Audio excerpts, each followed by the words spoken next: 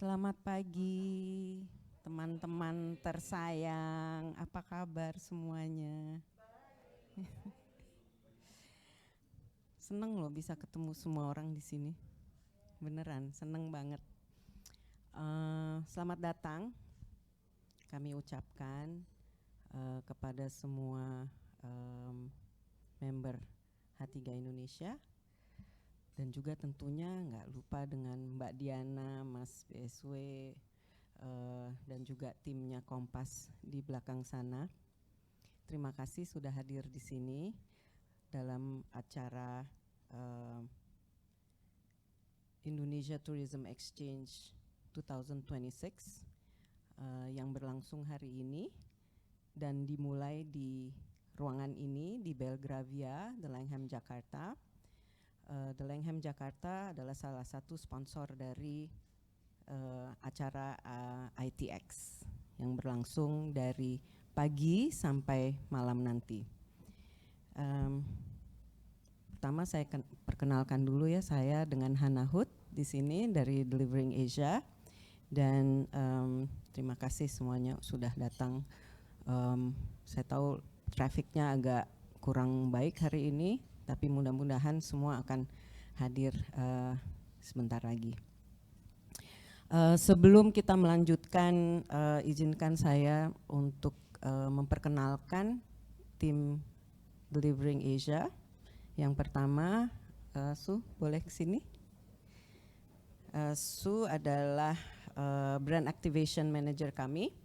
Ya, jadi Su memastikan seluruh apa istilahnya ya, operational dan aktivasi berjalan dengan lancar di hari ini. Thank you, Su. And of course, our CEO David Johnson, who flew directly from Bangkok to Jakarta, yang juga akan memandu jalannya presentasi pagi ini dengan diskusi panelnya pada acara utama nanti. Tentu PR workshop ini menjadi sangat istimewa dengan dukungan penuh dari rekan-rekan H3 yang saya sangat cintai dan saya hormati. Tanpa dukungan H3 Indonesia, kami masih menunggu Ibu Yulia yang masih stuck di jalan. Tapi nanti kami akan memperkenalkan Ibu Yulia yang saya yakin semuanya sudah kenal di sini. Sesudahnya saya akan memperkenalkan tentu dari Kompas, Harian Kompas, atau kompas.id. Kemitraan ini adalah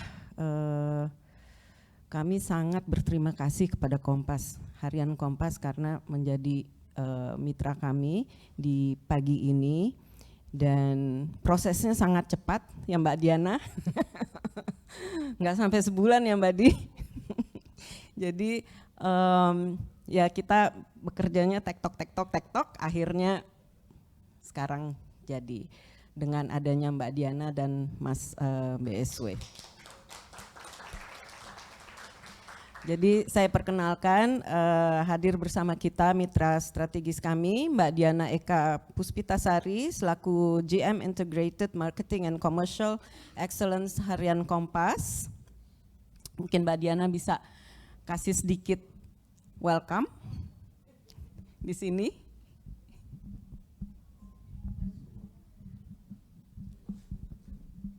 Sebentar aja Mbak, nggak lama-lama kok. Karena kan sudah di sini, kita senang sekali kan Mbak Diana ada di sini. Ya, Assalamualaikum warahmatullahi wabarakatuh. Waalaikumsalam. Selamat pagi Mas, Mbak, Bapak, Ibu.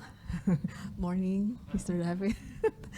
Senang sekali kami Kompas mendapatkan kesempatan untuk menjadi media partner dari event ini. Ya, mudah-mudahan event ini akan menjadi annual event ya Mbak ya. Amin. Amin. Dan ini adalah momen kemudian ketemu juga dengan Mbak-mbak Iya, Mbak Romi, wah ini tali kasih Mbak. Jadi apa namanya Mbak Hana mempertemukan kita semua gitu. Jadi terima kasih Mbak, yang mudah-mudahan ke depan apa namanya bisnis kita juga wisata, pariwisata juga cetar membahana badai dalam kondisi yang memang tidak challenging gitu kan, tapi mudah-mudahan kita bisa survive untuk bisa melalui tahun ini dengan baik. Oke, terima kasih. Terima kasih Mbak Diana.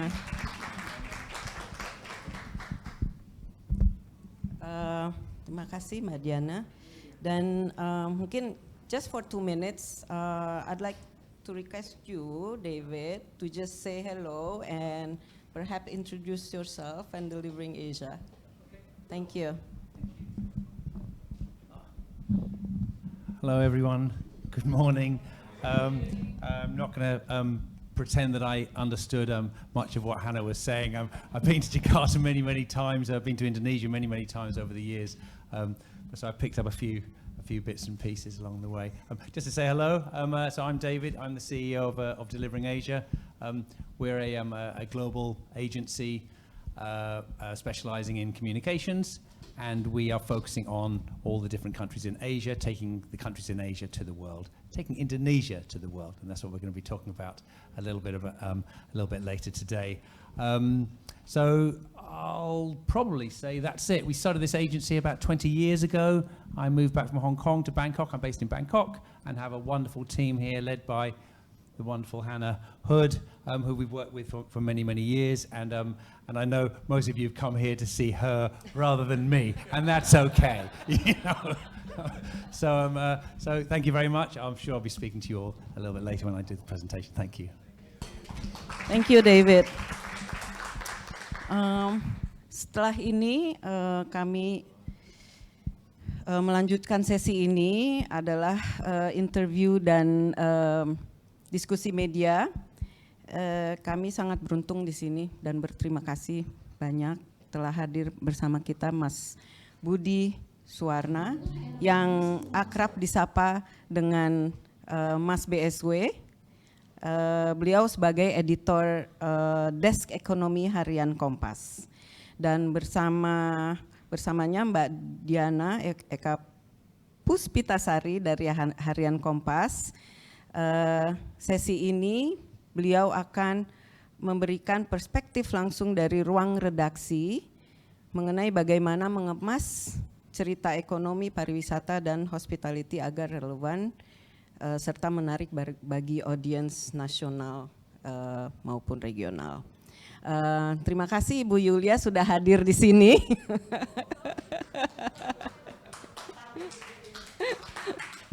Yulia, mungkin bisa ke depan sebentar saya kenalin dan juga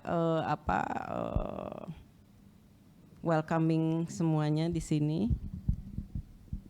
Ibu Yulia udah kenal semua dong ya. Ketua kita, ya, thank you. Bisa?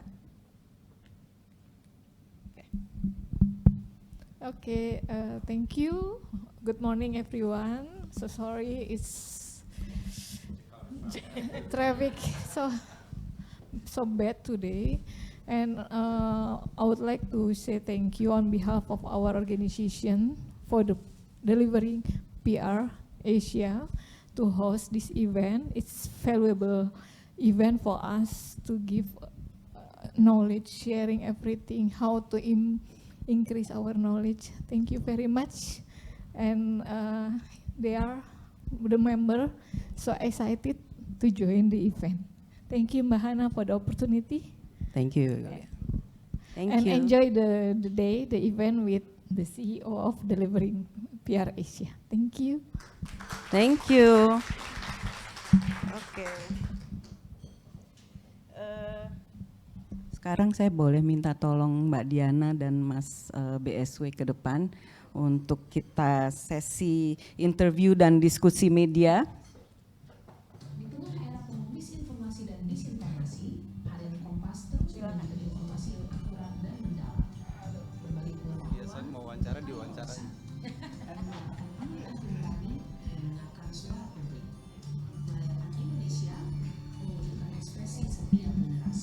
Kayaknya saya nggak duduk ya. I don't need to.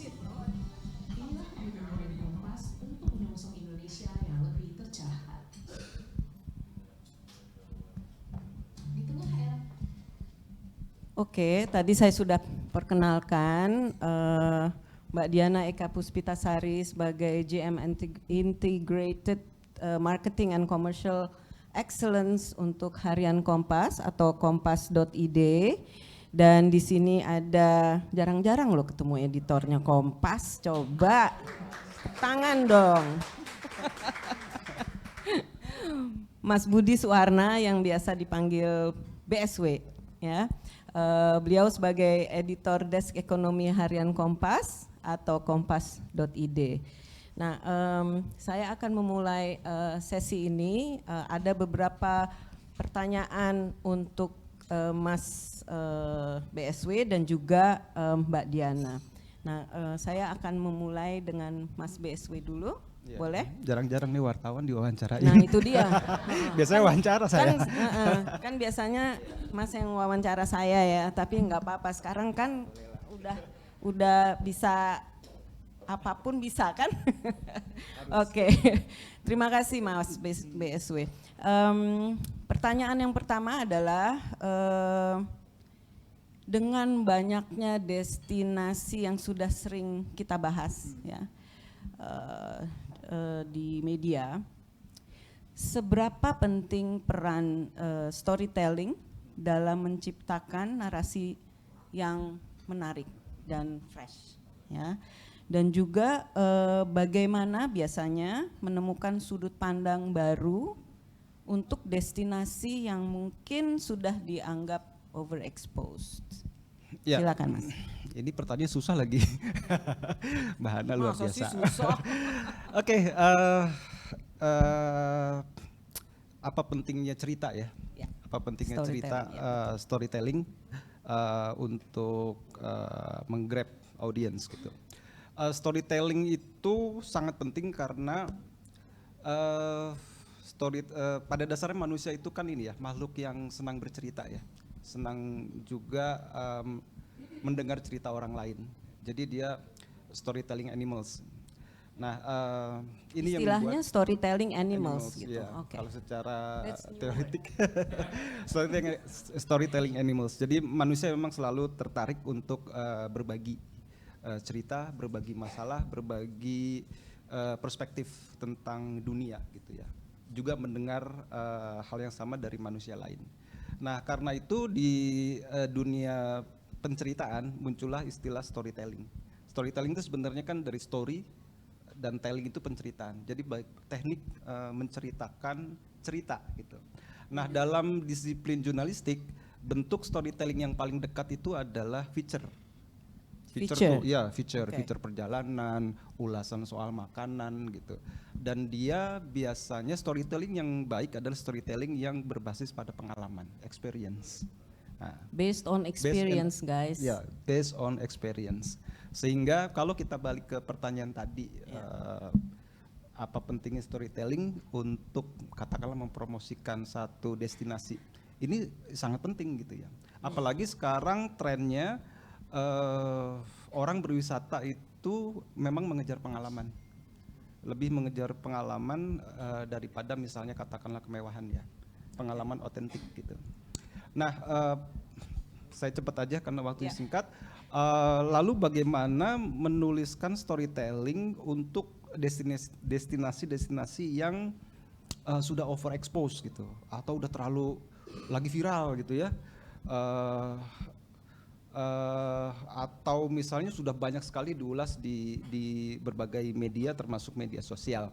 Nah, pada dasarnya storytelling itu sifatnya subjektif. Jadi cerita itu subjektif, bergantung sudut pandang dan perspektif yang nulis gitu. Dia bisa aja faktanya sama gitu, tetapi fakta itu kan dimaknai secara berbeda ya oleh orang-orang yang berbeda.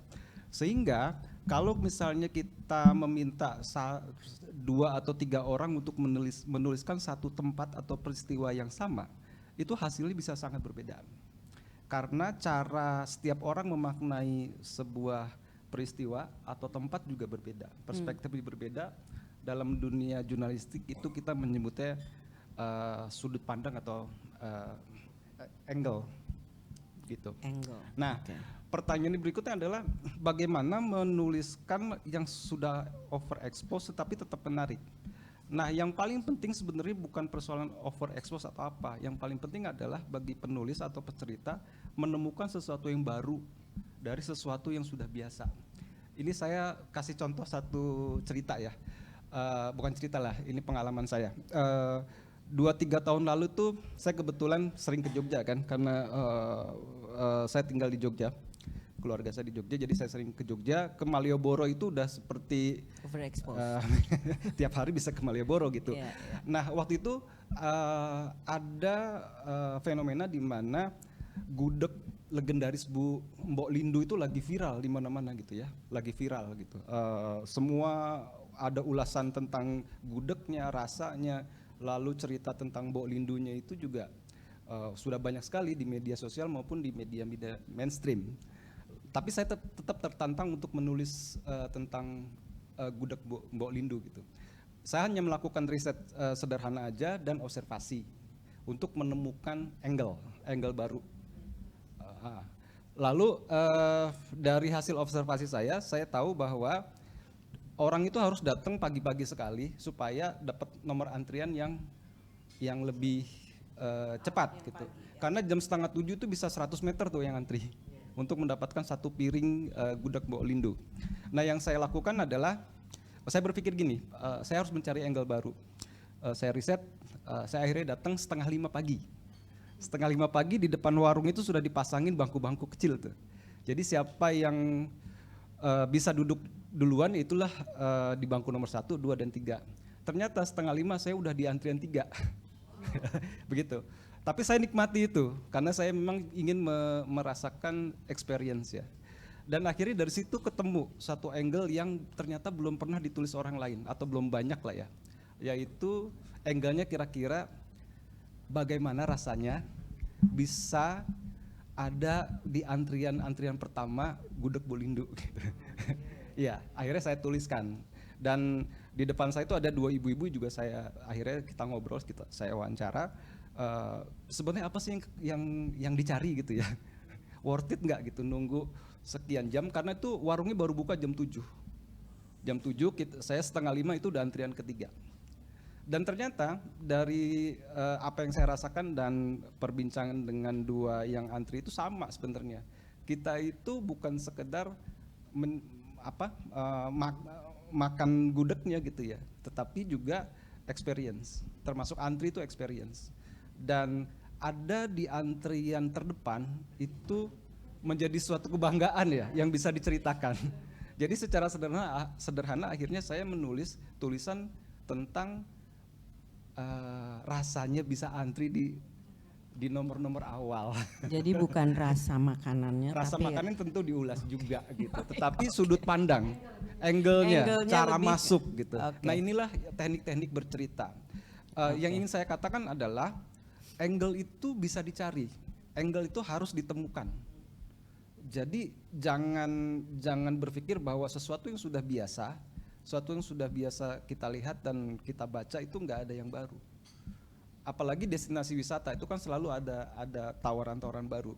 Setiap hal yang baru itu berarti membuka peluang untuk membuat satu angle baru.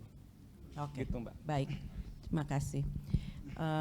Berikutnya adalah menurut Mas BSW, tren apa yang saat ini paling menarik perhatian di sektor travel dan hospitality? Travel dan hospitality jenis ya. cerita apa Mm-mm. yang benar-benar paling mengena Mm-mm. pada audiens khususnya di Asia Tenggara? Ya.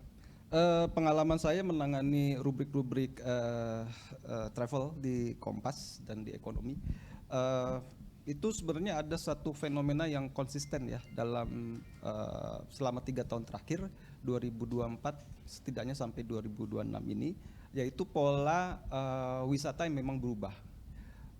Wisatawan itu selama 3 tahun terakhir itu lebih mementingkan bagaimana mendapatkan pengalaman otentik dan syukur-syukur eksklusif dari sebuah tempat wisata.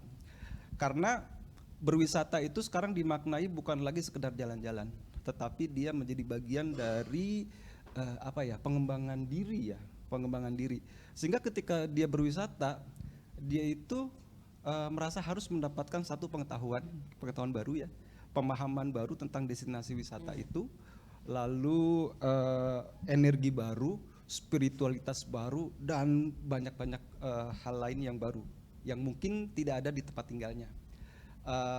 Dan ini yang membuat orang mau membenamkan diri di sebuah tempat atau destinasi wisata, dan dia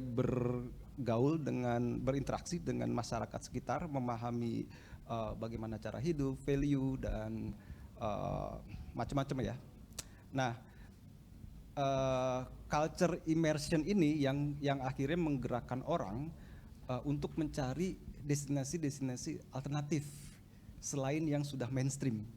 Makanya kalau kita lihat ini kecenderungan global ya, wisatawan itu sudah mulai mencari destinasi-destinasi yang tidak terlalu banyak dikunjungi orang ya, atau setidaknya destinasi yang alternatif lah ya. Dan itu juga terjadi di Asia Tenggara dan Indonesia. Kalau saya lihat kecenderungannya, terutama yang Gen Z dan milenial, ini semakin banyak mencari destinasi yang memang belum populer ya. Dia misalnya menelusuri pantai-pantai yang di Lampung gitu ya. Lalu mulai lagi pulau-pulau Pangkep yang kecil-kecil tuh, memang bagus-bagus gitu. Dan pada titik inilah storytelling menjadi penting. Yeah. Tapi kalau misalnya Mas, ini kan semuanya dari hotel, city hotels ya, rata-rata di Jakarta. Itu apa yang kira-kira bisa diberikan ke mereka? Hotel banyak sekali. Hotel misal gini, kami sering mendapatkan undangan ya, katakanlah undangan mencicipi 1-2 set menu baru gitu ya. Nah, itu akan sangat berbeda ketika misalnya hotel hanya men-serve lalu kita mencicipi hasilnya gitu, outputnya. Sangat berbeda dengan kalau misalnya dia membuka sedikit dapurnya, kita bisa bicara dengan dengan chefnya. Di situ kita berinteraksi. Ya. Chefnya memberikan pemahaman baru, lalu kita juga mendapatkan pengalaman baru, misalnya masuk ke dapur. Itu menjadi sangat, dalam dunia jurnalistik itu news values-nya sangat besar. Baik. Terima kasih. Experience ya. Oke. Next, dalam konteks media visit atau press trip ya, itu kan biasa kita lakukan ya. Menurut Mas BSW, benar-benar menciptakan nilai editorial itu di luar itinerary yang biasa, itu apa yang bisa kita kasih gitu ke medianya gitu. Karena kan kadang kita cuman ini ada media trip, ada press trip, ada media visit gitu. Nah, biasanya inilah biasa aja gitu acaranya, ini untuk di hotel gitu. Tapi apa yang bisa luar biasa kita kasih ke media tersebut gitu, supaya punya experience yang beda, bukan hanya di hotelnya saja gitu. Ya, media trip singkat itu artinya ya. Ya, misalnya di dalam hotel gitu ya. Ada beberapa tulisan teman-teman Kompas yang kebetulan saya edit ya, ketika mengikuti media trip. Media trip misalnya hanya jalan-jalan di hotel dengan dia mendapatkan experience baru, itu memang tulisannya sangat berbeda. Belum lama itu saya lupa ya, ada di restoran mana, itu restoran kelas atas gitu. Jadi dia bikin sebuah konsep jalan-jalan dulu ke sekitar Monas, kemana gitu ya, jalan kaki, lalu itu daerah Menteng kalau nggak salah. Itu dia nanti itu kayak wisata sejarah ya. Wisata sejarah dikasih sedikit insight soal sejarah Jakarta, lalu makan siang di situ dan dialog dengan chefnya.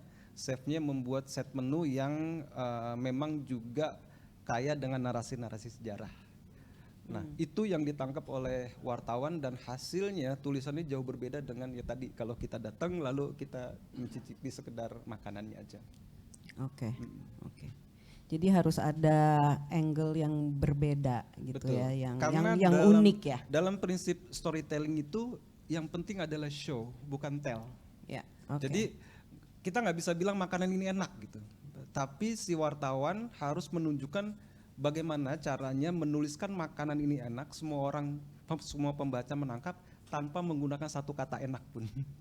Oke. Jadi Ya, show, ya. not tell. Alright. Bisa diingat ya teman-teman. Gimana kira-kira? Terima kasih. Nah, Agak terus teoritik. teoritis tapi sangat ini ya, sangat masuk di akal sih kalau saya bilang ya. Itu it's Benar-benar. logical lah. Yang terakhir nih Mas BSW sebelum kita ke Mbak Diana.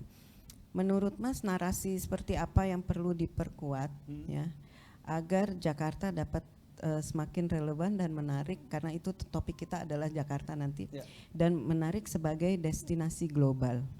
Ya, ini yang semestinya ini dirumuskan sama-sama ya. Artinya secara terintegrasi dari mulai di atas pemerintah sampai di bawah gitu. Anggap aja atasnya nggak ada. Nggak mungkin. Nggak mungkin ya. Jadi kalau saya lihat ya, ini 1 tahun lagi tuh ada satu momen yang sangat besar ya. 1 tahun lagi. Ya, Oke. yaitu 500 tahun Jakarta. Oh iya. Jakarta ini kan melting pot. Yes. Kaya sekali dengan cerita. Kita mau mulai cerita dari manapun, dari kuliner, dari Bentar Mas, I just want to let you know that next year Jakarta will be 500 years, so there will be a big celebration here in Jakarta for next year, June 22nd. Dan tahun ini dicanangkan sebenarnya sebagai tahun ancang-ancang untuk menuju ke 500 tahun. Tetapi kalau saya lihat, katakanlah di situs-situs pemerintah maupun di rilis-rilis, itu nggak ada satu narasi yang apa ya, yang wow gitu loh. Kan kalau kita lihat temanya kan bergerak menuju era baru. Ini konsep besar. Lalu fokusnya adalah mentransformasikan Jakarta menjadi kota yang modern, inovatif, inklusif, berbudaya.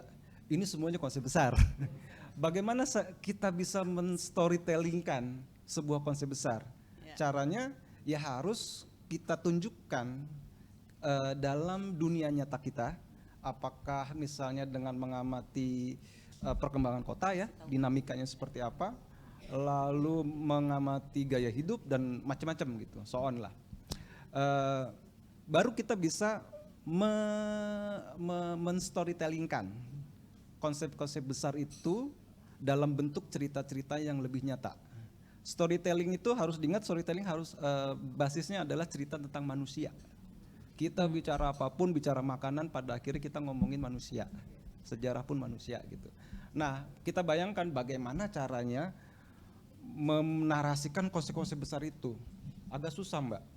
Konsep besar itu misalnya apa sih yang dimaksud dengan kota yang dinamis? Itu harus digali dulu gitu sebelum kita bisa menemukan storytellingnya. Jadi kalau pertanyaannya adalah bagaimana menarasikan itu, kita harus menemukan dulu Mbak, dari konsep-konsep besar itu menjadi konsep-konsep yang lebih lebih nyata. Oke, baik.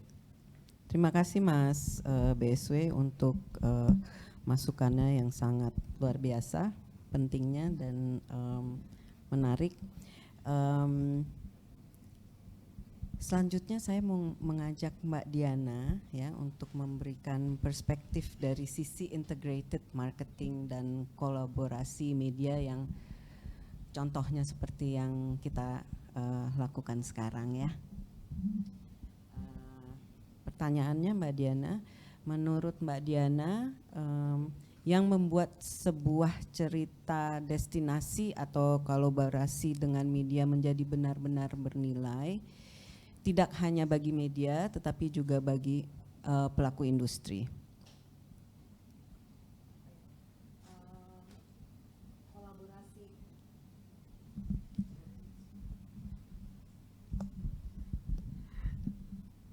kolaborasi antara media dan kemudian apa namanya hospitality atau industri itu apa industri. namanya bernilai jika terjadi simbiosis mutualisme berbasis kepercayaan. Jadi bagi media itu kita mendapatkan konten yang eksklusif, punya kedalaman informatif, kemudian memiliki daya tarik pembaca, itu adalah nilai tertentu yang apa memang kita cari sebenarnya. Tapi bagi industri sendiri ini mendapatkan kredibilitas, liputan, kemudian juga apa earn media ya jauh lebih bernilai karena ada proses kurasi, opini gitu kan di dalamnya yang membangun brand authority jangka panjang. Nah, dalam kacamata marketing, kolaborasi dengan media ini adalah pilar utama dalam strategi integrated marketing communication itu, Mbak. Oke. Jadi nilai tambahnya itu kalau nih saya boleh ada 3 sebenarnya dengan apa namanya berkolaborasi dengan media. Yang pertama third party endorsement, kredibilitas. Jadi secara psikologi marketing, audiens itu lebih percaya kalau yang menceritakan adalah pihak ketiga gitu, bukan apa namanya produsen atau pihak pertama nih melalui iklan atau seperti itu. Ini menurunkan barrier to entry bagi si konsumen. Terus kemudian SEO and SEO dan digital footprint. Ini mungkin untuk kolaborasi media digital ya, Mbak. Jadi menghasilkan backlink yang berkualitas dan long tail keywords nih. Ketika calon tamu mencari destinasi, dia akan searching di Google dan dia akan melihat apa namanya artikel media tersebut muncul di halaman utama dari Google. Nah, ini menciptakan awareness organik yang berkelanjutan walaupun mungkin kampanyenya berakhir, tapi itu tetap ada terus ya bermunculan terus. Ya, Oke. betul. Terus kemudian aplikasi program ini media ini kan memiliki ekosistem dari mulai media sosial, newsletter, community, activity community ya. Nah, satu kolaborasi yang solid dari apa namanya industri dengan media ini akan menghasilkan ripple effect. Jadi efeknya ini akan karena cerita tersebut dibagikan secara berulang, kemudian berkali-kali, bahkan lebih luas dari apa namanya kanal organik yang mungkin dimiliki oleh brand. Kurang lebih seperti itu sih, Mbak. Baik, makasih Mbak Diana. Ya. Satu lagi adalah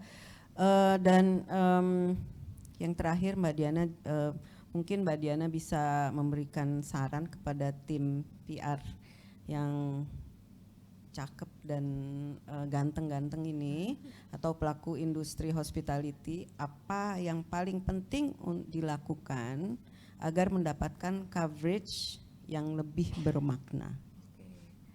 Jadi mungkin satu saran untuk teman-teman dari tim PR sama pelaku hospitality nih, think like a journalist, not just a marketer, Mbak. Jadi jangan hanya mengirimkan press release yang isinya mungkin apa namanya daftar fasilitas atau harga promo gitu.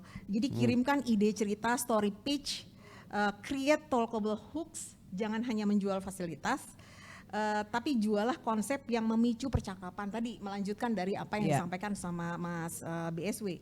Nah, ini marketing yang efektif adalah yang bisa membuat media itu memiliki alasan kuat gitu loh untuk kemudian menginformasikan itu tanpa bayar ke dalam media atau kanal-kanal kita yang lain gitu. Jadi kita secara sukarela melawan itu, bukan begitu ya Mas BSW ya.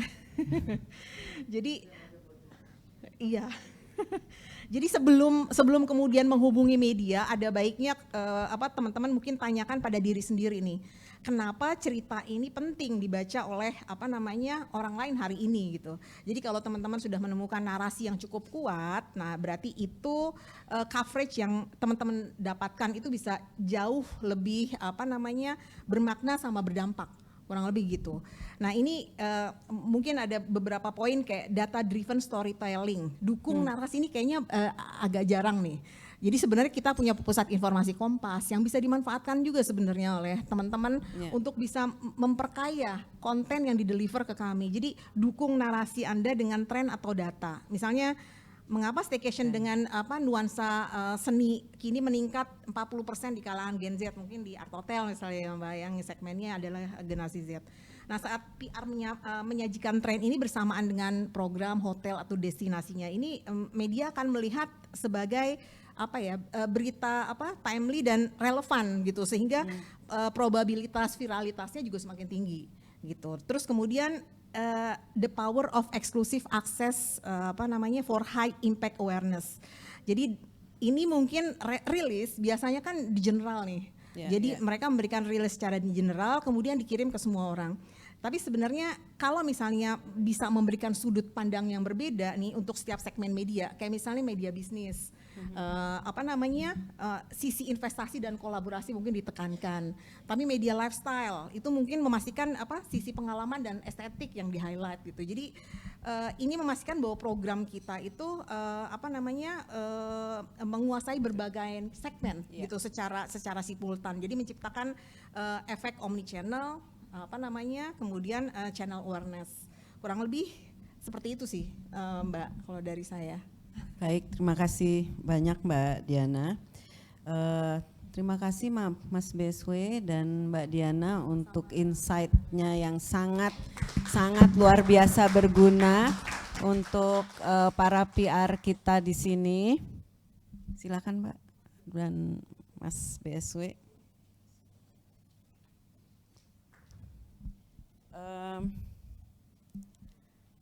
Setelah kita mendengar semua yang penting dari Mas BSW dan Mbak Diana, saya akan memasuki sesi berikutnya, yaitu dengan workshop pagi ini. Dan David, I'm giving back to you the whole thing now. I have enough of speaking too, you know.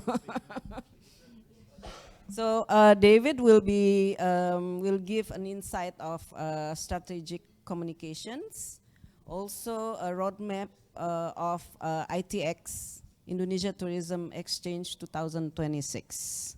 Okay, David, please. Your turn. Thank you.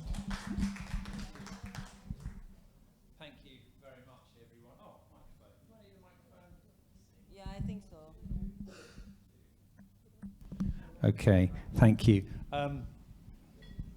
Thank you, Hanny. Very well prepared, all of your cards, by the way. I have one piece of paper here, and I'm going to try to read my notes on it. I first want to say thank you, Julia. Thank you so much for collaborating with us in this event. Really appreciated. Diana, Budi, thank you so much for your insights earlier and for obviously collaborating with us, Delivering Asia. Hannah, Sue, as always, thank you for putting this together.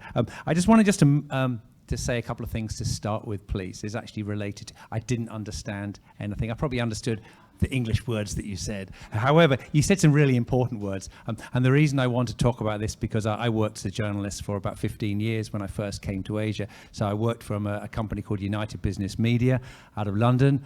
And so actually at the heart of what we do at Delivering Asia is based on journalist principles. So that's really kind of, our storytelling is really based on journalism. And you said a few things. One thing I think, Budi, you said was authenticity. Of course, it's absolutely critical. It's an easy word. Oh, authentic. It's used so much, this word, but it's really difficult to actually deliver something that is authentic in a hospitality context. So that's really important. What else do you say? Exclusive. Yeah, sure.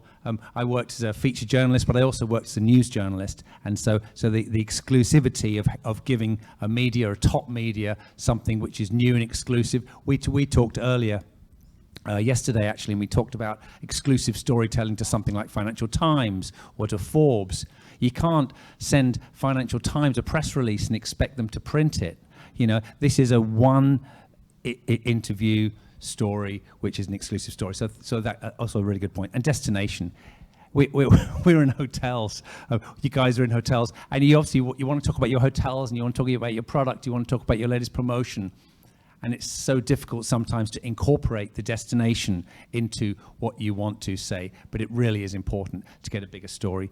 Individual stories on hotels is really thought about as advertising in most of the top media, so that's really important. One more thing I wanted to say, and this is something that Diana talked about, which was in terms of the ecosystem of media, and that was based on when you're pitching media in particular, the A-list media is really, really important. A-list media like Compass, A-list media like Forbes, Financial Times. You know, the really, really well-known media, because when guests come to search now, they search in different ways. They use AI to search. So AI searches have a different algorithm. Really, really important. So don't focus on quantity, really focus on quantity, because that A-list media will help you in your algorithm. Even if you get one story, your bosses are going to say to you, oh my goodness, you've got one story and not 30 or 40 or 100 this month, you know, but that one story will have more impact than all of those 100. So it's really, really important to be able to prove that. So that's what I wanted to say. Thank you so much for that. In terms of journalism, I'm just going to talk through a couple of things. Everyone can see this, I think, pretty much. Yeah, okay. Just very quickly on us. So we're a global agency. We focus on Asia. We're here to talk about Indonesia. We cover all the other different markets. So we're in 21 different countries. All of those countries, either now or in the future, will be very important countries for Indonesia as a whole, and Jakarta specifically, because I'm really here to talk about Jakarta. So I think that's something that's important. These are some of the brands that we work with. We can share this presentation with everyone. So we've been launched for 20 years now. I was a journalist for 15 years. I started this company 20 years ago, and these are some of the companies that we've worked with over the years. This is the team. I'm CEO. This is Jerome, our VP based in Bangkok, and Hannah and her team here. So 21 different countries. So we have people based in all of those different countries. So that's just how we are structured. So we are able to obviously get lots of opinions from around the world about different markets. What are the really big global trends? You know, what should you be focusing on and why? Then how to activate those types of stories. But I'm really here to talk about Jakarta. Back to my notepad.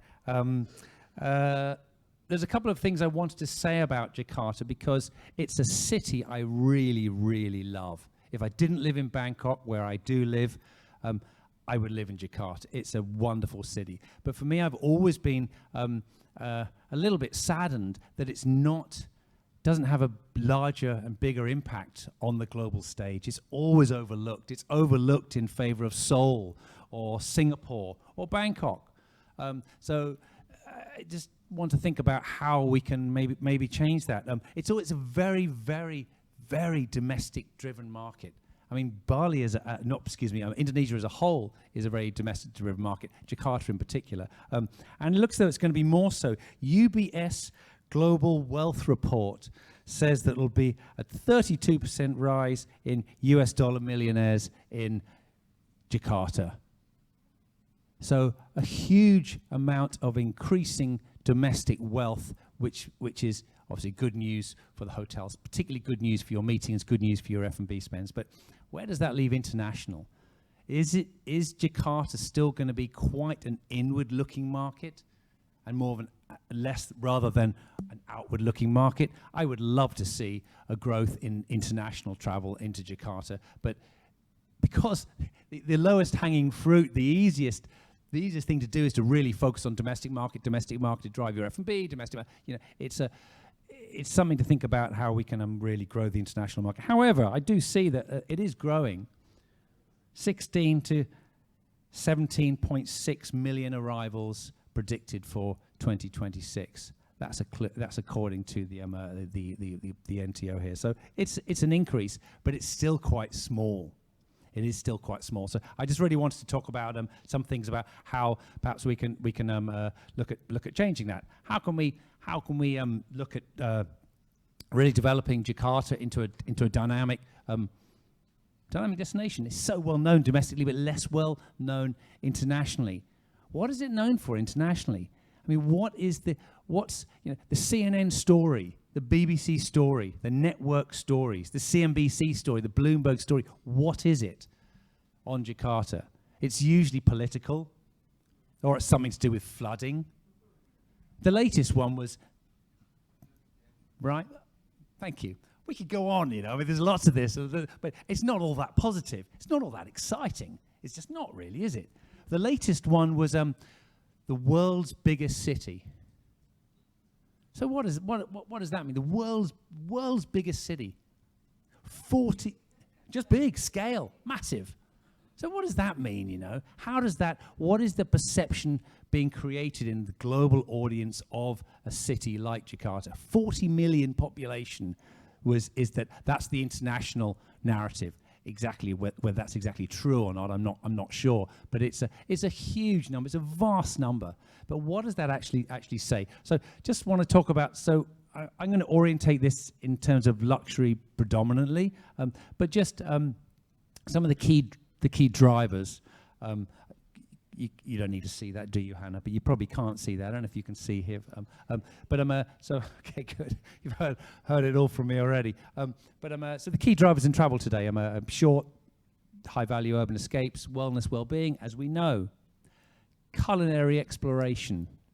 You know, this is something I'm going to talk about a little bit more because I really think the dining scene in Jakarta, the culinary exploration, the culinary driver of international travel into Jakarta as a city has completely transformed some of the other cities in the region, and there's no reason why it shouldn't be able to transform Jakarta too. Cultural immersion.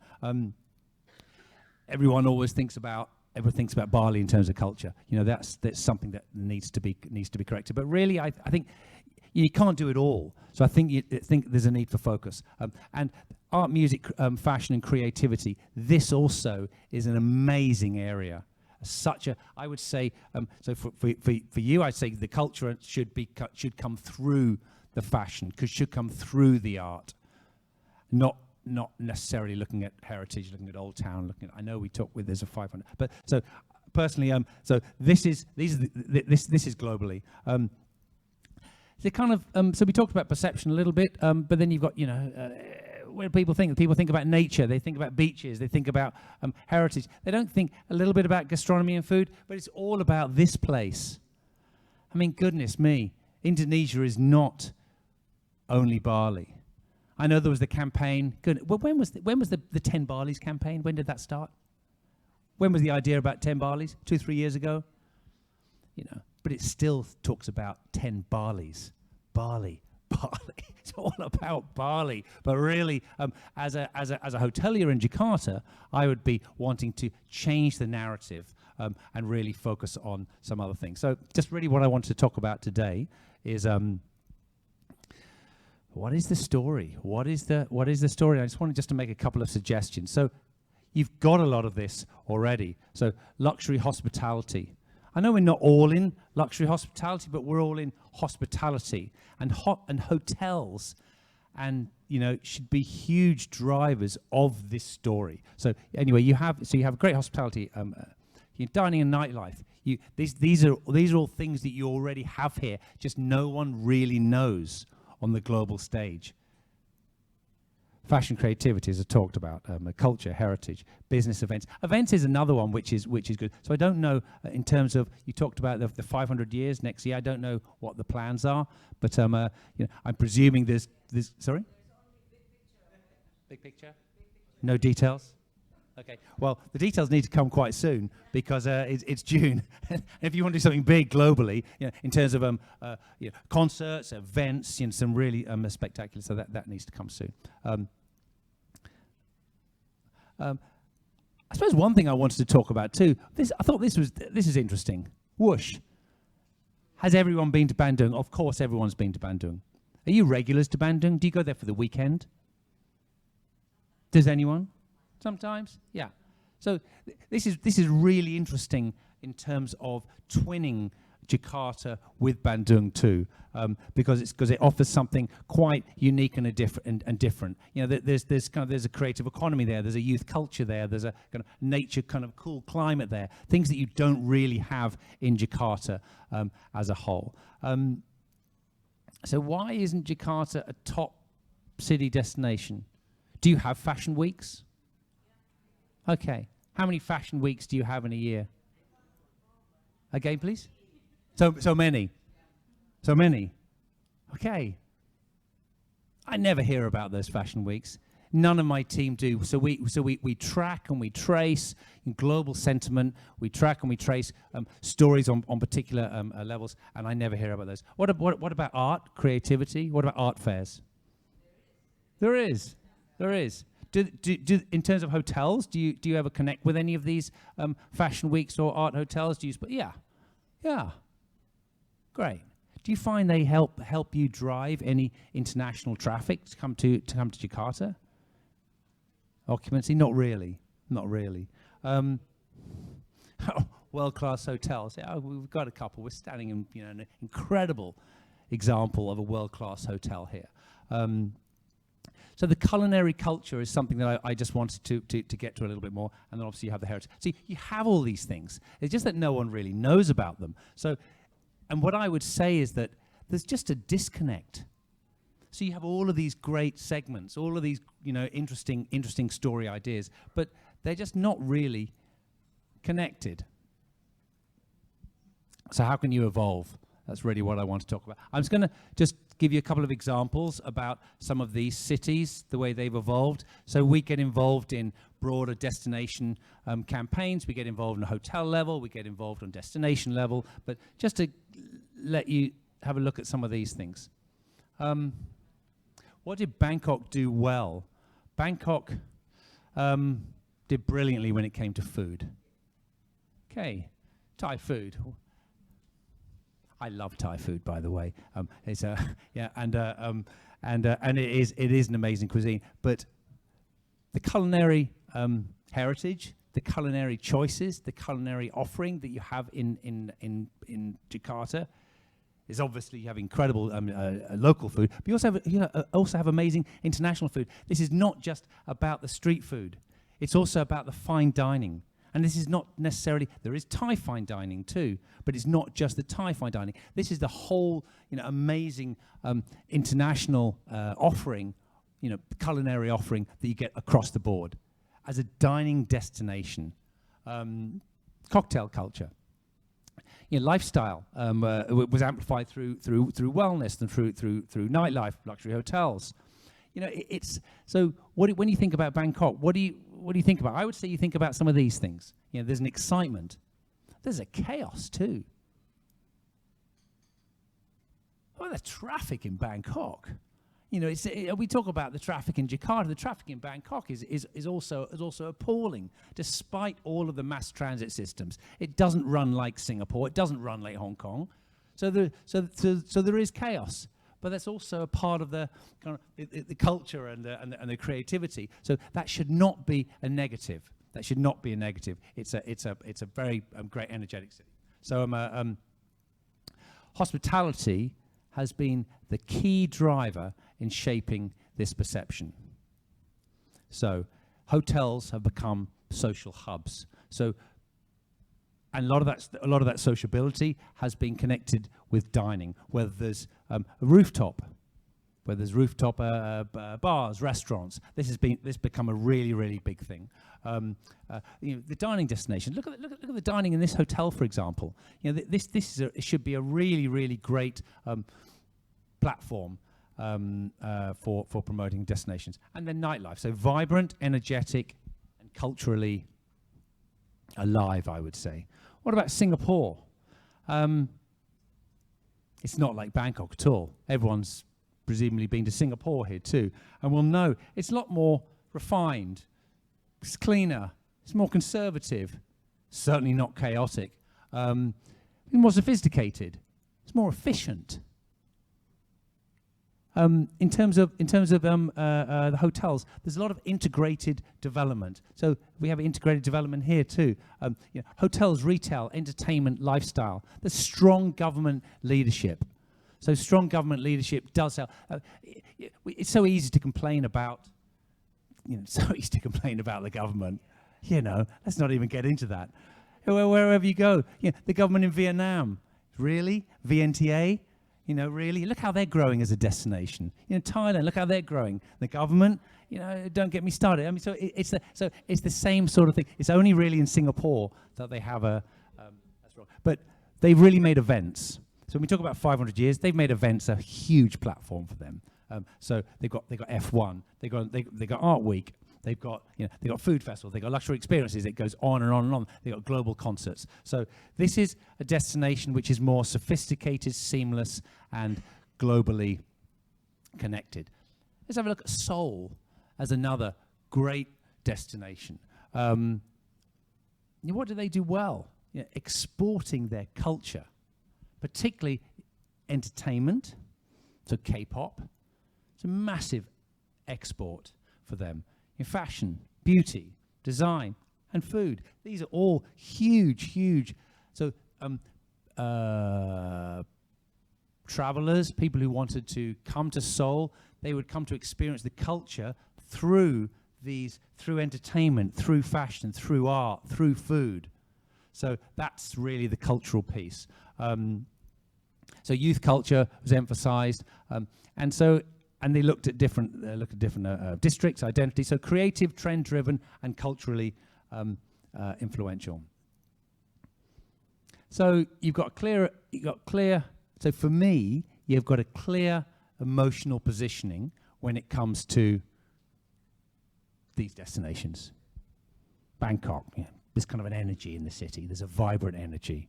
Singapore, there's a little more sophisticated. Seoul, youth culture and creativity. Actually, what I think really brings these three together is culinary, because they all really did so well and continue to in a culinary within that frame. So, what do people think about when they think about Jakarta? Do they think about the traffic jams? Do they think about the flooding? Do they think about the politics? Do they think about the world's biggest city? I mean, what do they think about? I would say, the narrative needs to change a little bit. I think Jakarta should be much more bold and more confident on the international stage. I really do. I would say loud. Jakarta can be loud.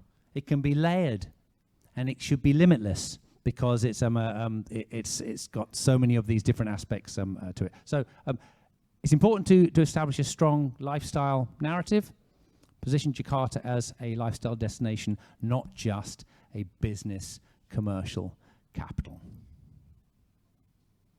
So district-led storytelling. You see the different districts. So some of these you'll see there, Marina Bay in Singapore, Sukhumvit in Bangkok, to really have a look at the particular districts. So what districts should you be looking at here? We are in which district? Yeah, SCDB. Then you have Menteng. You've got so looking at defining districts in your storytelling is really important. Otherwise, people just get lost. World's biggest city, 40 million people. I mean, and it just sprawls and goes on. But it's important to define a city through its districts. So that's really important. So you look at some other places. You look at, there's so much to do there. But hospitality as kind of this cultural platform. So Art Week, for example, does everyone get involved in Art Week? Do all the hotels get involved in Art Week in a degree? Some. You said some? You said none. But you're not in hotels anymore. So do you get involved in the Art Week? You do. You reflect it in some way, some capacity. So these are so this is great and it's important. So hotels should become more social, just more social spaces. Culinary destinations, creative spaces, and drivers of events. So I just wanted to talk about a couple of other brief things. Going to move over here. Kind of the role of hospitality. The role of hospitality. So cultural platform, that should really be looked at. Culinary destination, that for me is absolutely number one. A lifestyle hub. And storytellers for the city. I'm just going to sit down for a minute. Thank you. It does feel quite good, actually, Hannah. I noticed you did it earlier too, So the strategy needs to be one destination narrative amplified by every stakeholder. So I suppose the question is, how long have we got, by the way? Because I'm going to ask a couple of questions.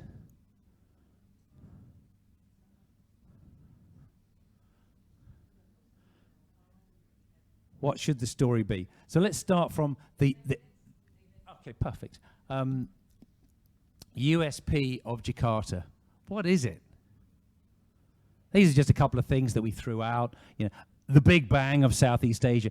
Jakarta is the undisputed economic engine of Southeast Asia's largest economy. Unlike other regional hubs, its USP is sheer market scale. Largest city in the world. Is that exciting? Exactly. Not really, is it? New global lifestyle hub. As Jakarta transitions from a purely administrative capital to a global business and lifestyle hub, its ritual potential is high. Does anybody know what that means? Ritual potential. You don't know what it means either. Exactly. What is it? What on earth does that mean? It's ritual potential. So I tell you what it is, and it's important. If I can get this working, there you go. The everyday rituals. This is everyday people. What is the characteristic, the personality of the city? What is the authentic story of the city? It's not an F&B promotion. You know, it's really getting beneath that, and this is what's important. So the world's strongest urban destinations are not defined by landmarks or attractions, but by the behavior and lifestyle of the people in the city. How do we capture that? That's key. So it's the people. You guys, you know, seriously, you are the heart and the soul of the city. The personality of the city, of Jakarta, is in this room. You know, so you need to build and you need to identify, build, and amplify these rituals. So, after work, social culture. So through your socials. So, for example, in a hotel, social hub environment, you need to capture that consistently. What is that ritual? What are you doing? But it can be complete something. You know, wellness mornings. What about something in the morning? But just it needs to show the story. People living in the city doing regular things. That's what that story is all about, and that's what you need to try to capture that in your districts. So in the district we are here, it's happening all around us the whole time. The mornings, and you know, the coffee culture. There's so many different rituals to capture. This is the essence of telling the story in the city. But I suppose it's how can we make that story? How can we make that story known? What should the global narrative for Jakarta be? I've thrown out some ideas here. I've talked about global trends. What do you think? What should Jakarta be known for? Honestly, what should it be known for? What should we be known for? In a more confident, outward-looking way, rather than being inward-looking. What should we be known for? Who's putting their hand up? We should be known for shopping. There you go. We should be known for endless possibilities. Endless possibilities? Yeah, why not? Okay. Shopping, endless possibilities. Anybody else? What about over on this table here? Anybody else? Over here? What should Jakarta be known? Please. Business and lifestyle destination. In Southeast Asia. I love part of that. I don't love part of that. The business part, because when you talk business, you're going to go Singapore. You are, though. You know, this is kind of the world city. So obviously there's opportunity for that for the hotels, because you know you need to fill your ballrooms. You've got all your MICE facilities to do. But so maybe those two things can blend together. Okay, but to be honest, like 70% of the visitor of the hotel mostly are coming for business in Jakarta. They are not coming for leisure. So I understand that we want to highlight Jakarta to be known by something else, but so far Jakarta still, you know, destinations from some people as business related, especially in SCBD area. But I don't know the rest of the city. But so far for SCBD, it's still known for business. No. That's what I know. Oh no, and I completely agree with you. That is where we are. That's where we are now. I'm looking at how can we grow this this international traveler number? Do we grow it through continuing to focus on business, or do we have a look at why those business travelers could maybe come with their families another time? They wouldn't just come for business. They wouldn't just do it, one night. How could they stay? Also, how could they stay a couple of other nights? How can we encourage them to do other things? Okay, Bandung is one idea, but I do think the identity of the city needs a bit of an uplift. But I agree, business is the bread and butter, isn't it? Yeah. Anybody else? Okay. Lifestyle, shopping, lifestyle. Lifestyle's a big one. Absolutely. I mean, I would support that. Please. Hi, Hi. Romy. Well, the good thing about Jakarta as a business destination that the booking source is from the local company for me, I was working at the international chain hotel would be easier to please the business traveler to come over to the hotel because it's worldwide known. However, I think if we're talking about the more to Jakarta itself, the government should work on it, Like all hotels, I think all hotels, especially chain hotel, could be easy. I used to work in the independent hotel, and it's quite a hard dose to expose the hotel in Jakarta. And Jakarta is not a tourism destination, it is a business destination. Again, the booking source, if Ibu Debbie can confirm, is from the local company instead of directly, name it, Citibank. Not Citibank Singapore or any from other country will book directly. They will book through the local Citibank office. Exactly. So that's the advantage of working in a hotel industry, especially for, I would say, for 5-star hotels. Sure. All the I think you bookings should. come I think domestically. Mas Budi should expose more from the media side. What is Jakarta itself? Because as a hotel, of course, we are talking about business and revenue. No, I know. But revenue can come from business. You get occupancy, and you get your meeting rooms filled, and you get a little bit on F&B. Yeah. But from lifestyle, you'll be able to drive just F&B revenue too. So there might be something there. Anyway, sorry, From something else? Marlene. Oh ya, oke. Oh baik, terima kasih. Selamat pagi, I'm Marlene, Pak Hello, David, Marlene. Ibu Debbie, Bu Hana, Bu Yulia, Bu Diana, Pak Beswe. Thank you for this. This is very exciting and I'm very hopeful of everything here. So, Mas Beswe, Pak David, I try to ask in combine ya, bahasa Indonesia and bahasa Inggris ya. Please. Later Bu Hana will translate to you ya, Pak ya. So, oke deh kakak, baik. My boss Pak, Mbak Hana, siap. Mas Beswe, thank you. I think after this you will have 20 hotel and chefs call you and welcome you to their kitchens. So, yeah, but because he already before shared with us, but thank you, and also Mbak Diana, Pak David, and also Mbak Diana and Mas Beswe, Mbak Hana. I think I will just get straight to the point because next year is the 500 years of Jakarta. I think this will be a good start of what we discussed from my point of view.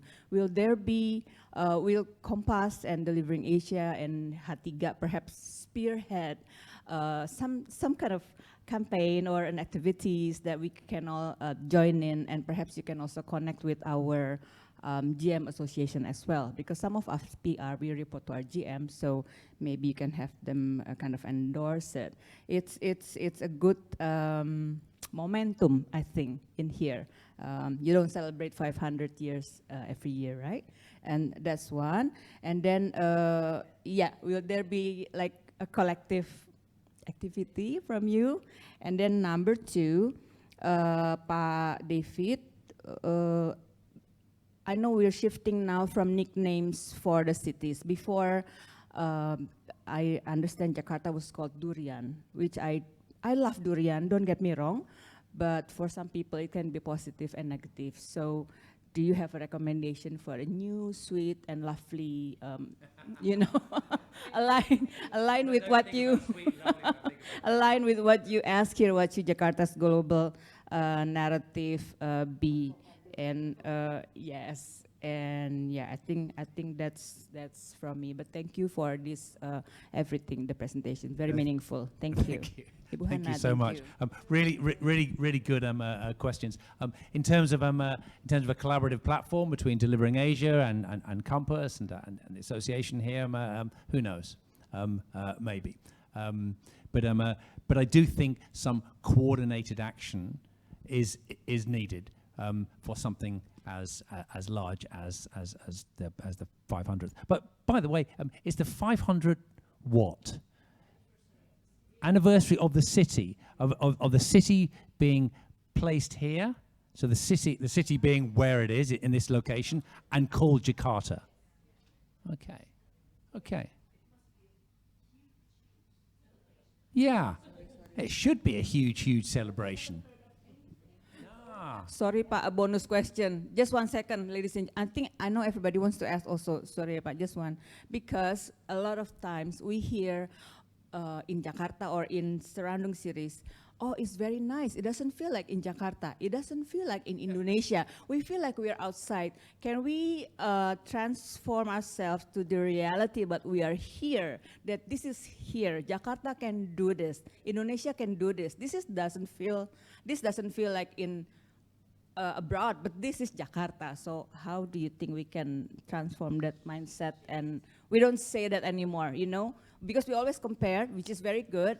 But there you know, we are. just It's a good. that we arrive, or haven't we? Thank you. Sorry, yeah. Actually, we have that as a recommendation, as a hashtag. This is Jakarta, because it is exactly. It's unique. It's individual. We have our own personality. It's not Bangkok. It's not Seoul. It's not Singapore, at all. Something, you know. So I think that's important. Collaboration, maybe, absolutely, it's important, and it's a great opportunity, and it focuses on Jakarta. I always thought, you know, I've been in Asia for 35 years, and I've loved Jakarta, second home for me for sure. But I always find it's been undervalued and undersold, and so I think a bold, more confident approach in terms of global outward-looking approach, I think is really important. And what a better time than the 500th. Sorry, what was your second question? Oh, the nickname. Goodness me, we're going to need to brainstorm that one, but definitely not durian. No, I don't mind durian, but you know, I'm okay with it, but not to associate. No, but I mean, so you had Bangkok at one stage used to be called the Big Mango. There's it's a little bit sweeter, a little bit better, but nobody uses that anymore. No, so let's move away from fruit. You know. Well, we need to find something else, though. We need to find something else. Has anybody else got? Oh, please.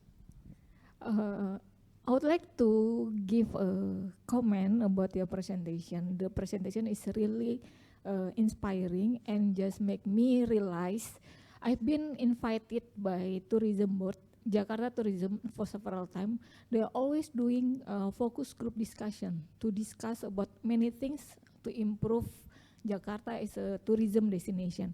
And referring to your presentation now, I just realized one thing that they are forget and doesn't want to involve to give Jakarta global narrative is they don't use PR agency. So we yes, we have to bring this.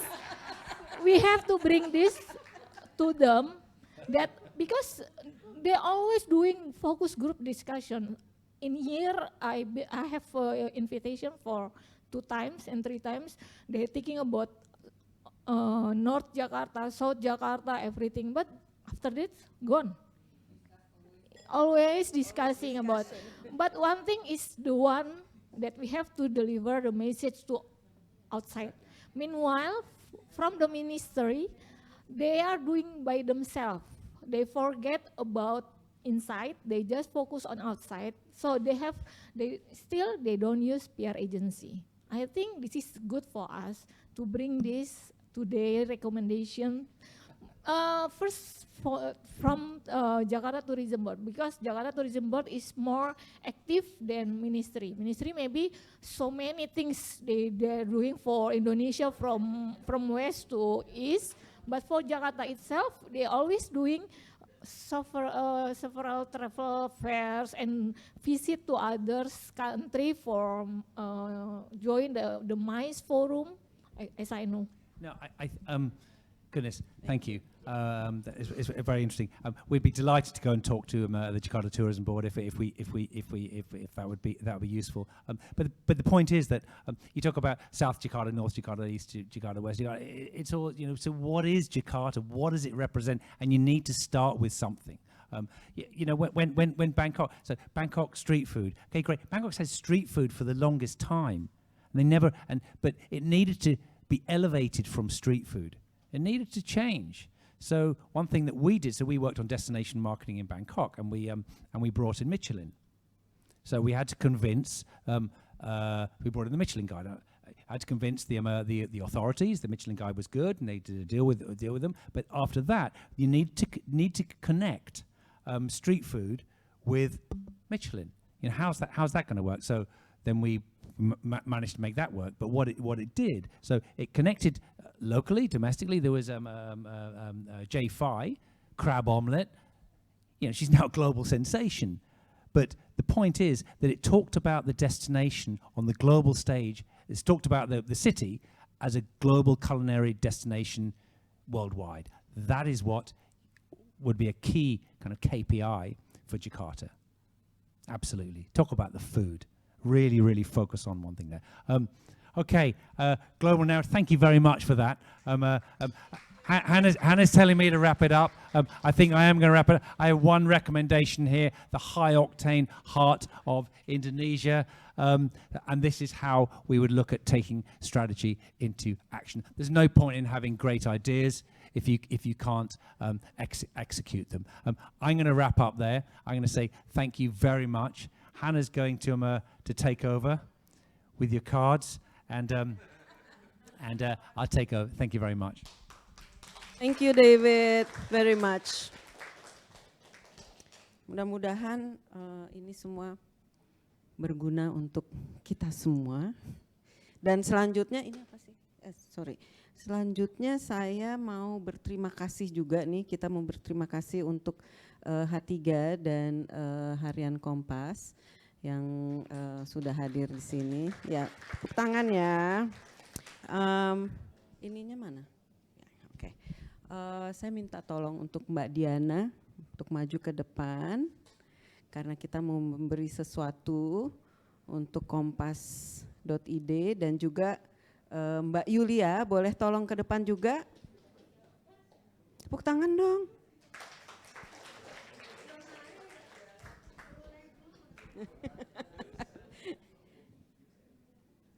Kamu yang kasih bisa? Apa saya yang ngasih ya mestinya ya? David, can you? Juga minta tolong David untuk memberikan ini, please. If you can, hold on a second. This is the appreciation for Kompas as being our supporter.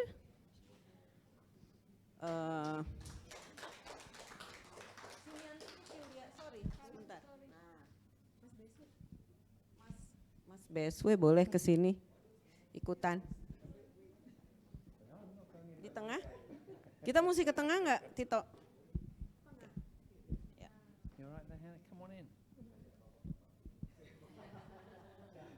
Bapak-bapaknya di tengah.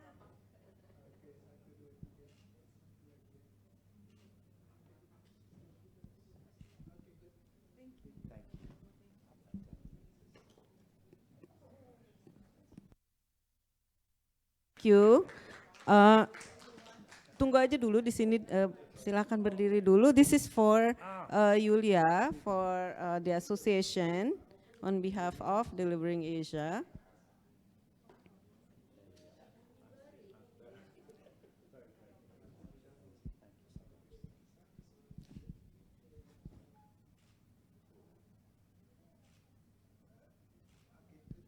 Dan juga saya minta tolong kepada Ibu Debbie Setiawati untuk ke sini juga, kita foto bersama. Kami terima kasih banyak untuk The Lengem Jakarta yang telah menghost acara ini dan hari ini di Indonesia Tourism Exchange 2026. Sebentar dong, tunggu.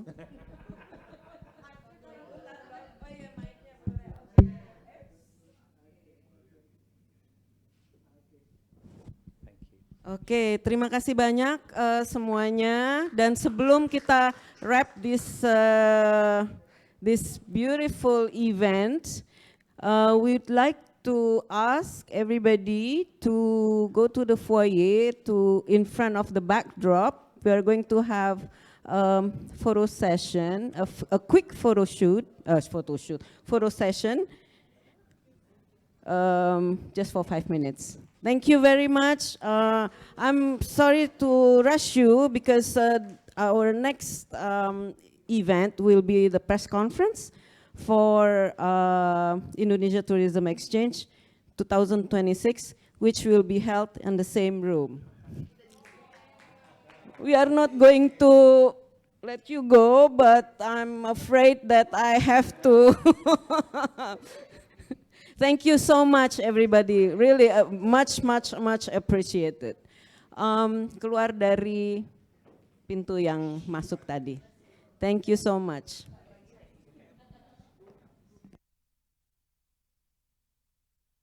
Oh, sorry, saya lupa satu lagi yang sangat penting. Ini dari Kompas, Harian Kompas dan kompas.id